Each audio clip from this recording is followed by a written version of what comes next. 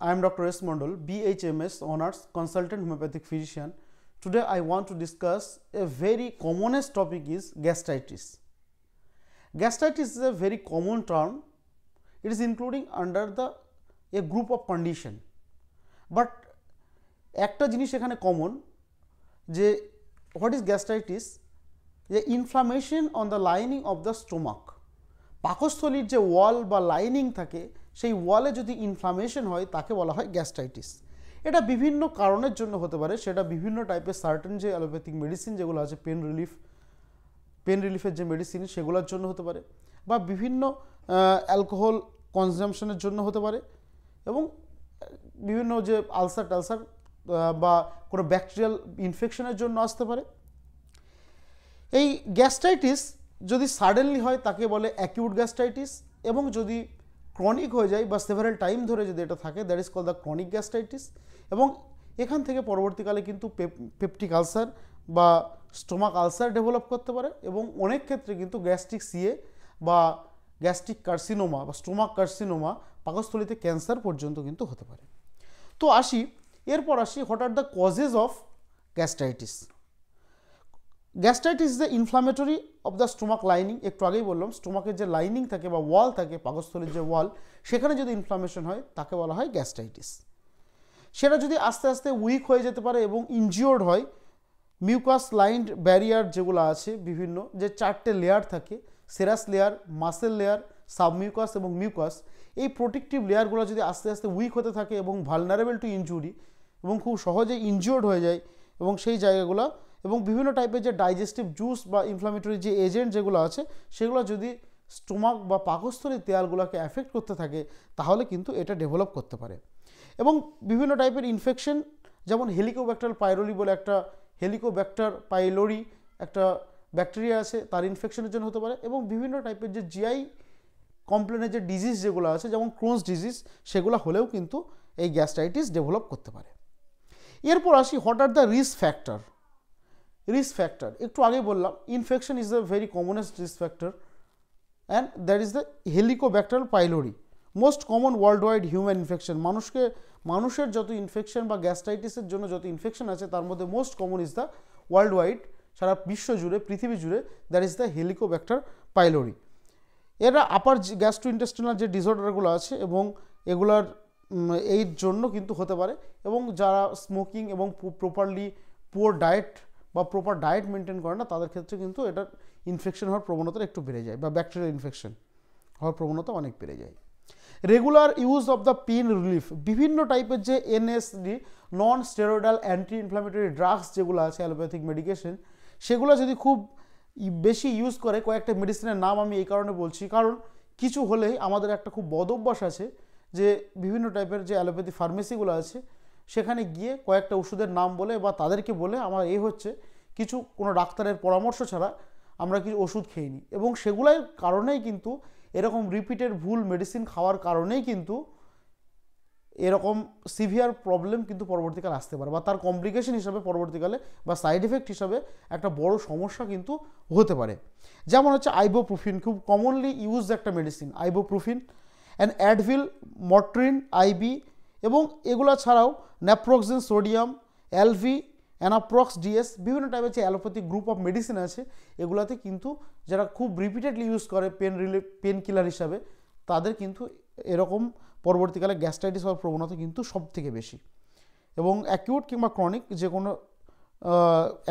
Chronic gastritis যে কোনো একটা ডেভেলপ করতে পারে।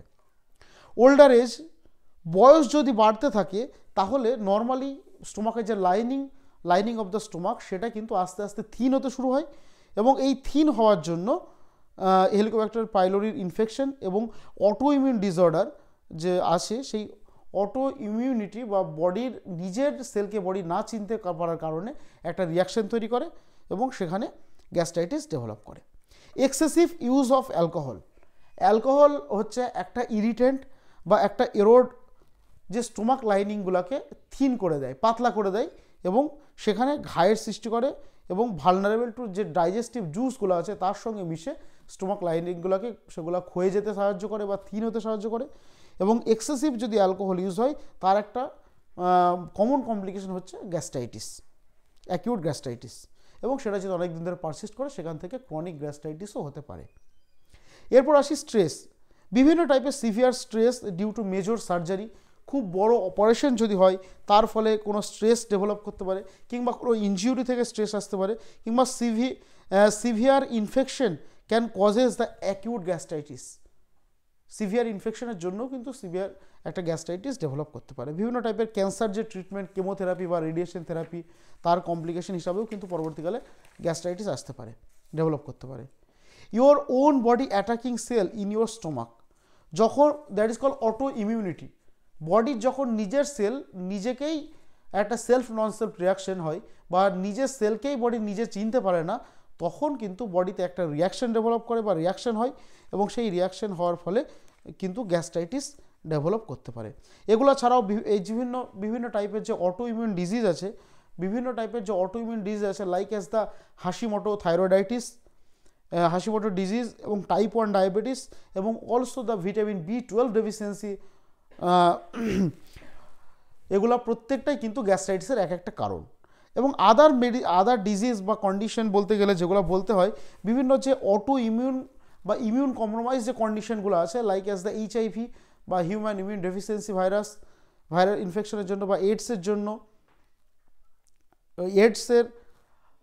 এইডস থাকলে গ্যাস্ট্রাইটিস পরবর্তীকালে ডেভেলপ করতে পারে, কিংবা ক্রোনস ডিজিজ, কিংবা সিলিয়াক ডিজিজ অর সার্কোইডোসিস, এবং বিভিন্ন টাইপের যে প্যারাসাইটিক ইনফেকশন যদি থাকে, এন্টামি বা histolytica, this type of parasitic infection যদি বডিতে থাকে, তারপরেও কিন্তু বা এর ফলেও কিন্তু গ্যাস্ট্রাইটিস ডেভেলপ করতে পারে।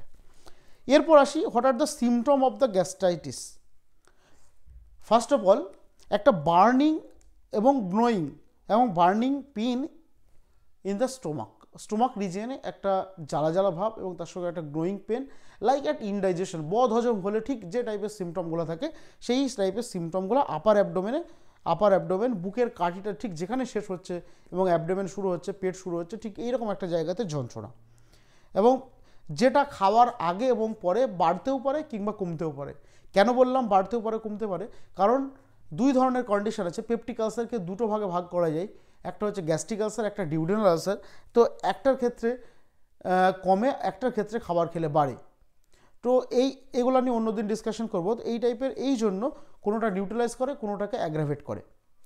তার সঙ্গে নসিয়া, ভমিটিং এবং feeling of fullness in your upper abdomen after eating, খাওয়ার পরে একটা অল্প খাওয়ার পরে একটা মাউথ ফুলনেস বা পেটটা ভার ভাব, এরকম টাইপের ফুলনেস যদি থাকে, এই টাইপের সিমটমগুলো ডেভেলপ করলে that are the all symptom goes to the gastritis. এই সিমটমগুলো যদি অনেক দিন ধরে এরকম, বদহজম পৃথিবীতে এমন কেউ নেই যে বলবে না কারো বদহজম জীবনে একবারও হয়নি। তো এগুলো প্রত্যেকের ক্ষেত্রে খুব কমনলি দেখা দেয়। তো তার জন্য একটা স্টোমাক ইরিটেশন বা ইনডাইজেশন এগুলো থাকে, তার জন্য কোনো মেডিকেল ইমার্জেন্সি দরকার হয় না বা মেডিকেল ম্যানেজমেন্টের দরকার হয় না সাইন সিমটম দেখে। এবং যদি এই জিনিসটা অনেক দিন ধরে পারসিস্ট করে এবং তার সঙ্গে অ্যাসোসিয়েটেড সিমটম যেগুলো, এবং সিভিয়ার পেন এবং ডিজিনেস, মাথা ঘোরা, মাথার যন্ত্রণা, এবং শরীর একটা ভার্টাইগো, একটা ডিসকমফোর্ট ফিলিং, এবং যদি রিপিটেড বা ওভার দ্য কাউন্টার ড্রাগস যেগুলো আছে, বিভিন্ন টাইপের অ্যাসপিরিন এবং পেন রিলিফ যেগুলো আইবুপ্রোফেন, অ্যাসপিরিন, এগুলো যদি রিপিটেডলি ইউজ করার হিস্ট্রি থাকে, তাহলে কিন্তু ইমিডিয়েটলি ডক্টরের সঙ্গে কনসাল্ট করা উচিত। তার সঙ্গে যদি আরও বেশ কিছু symptom like as the blood vomiting or heavy blood in your স্টুল, that is call Melina, and have স্টুল that appear black, এই টাইপের স্টুল, কালো কালো পায়খানা, দ্যাট ইজ কল মেলিনা, বা পায়খানার সঙ্গে রক্ত আসছে, হিমারয়েডস, অথবা বমির সঙ্গে রক্ত আসছে, দ্যাট ইজ কল হিমোপটাইসিস, এই টাইপের সিমটম যদি থাকে তাহলে কিন্তু ইমিডিয়েটলি ডক্টরের সঙ্গে কনসাল্ট করা উচিত। তো আজ এ পর্যন্তই, বাকিটা পরের ভিডিওতে আলোচনা করছি। Thank you.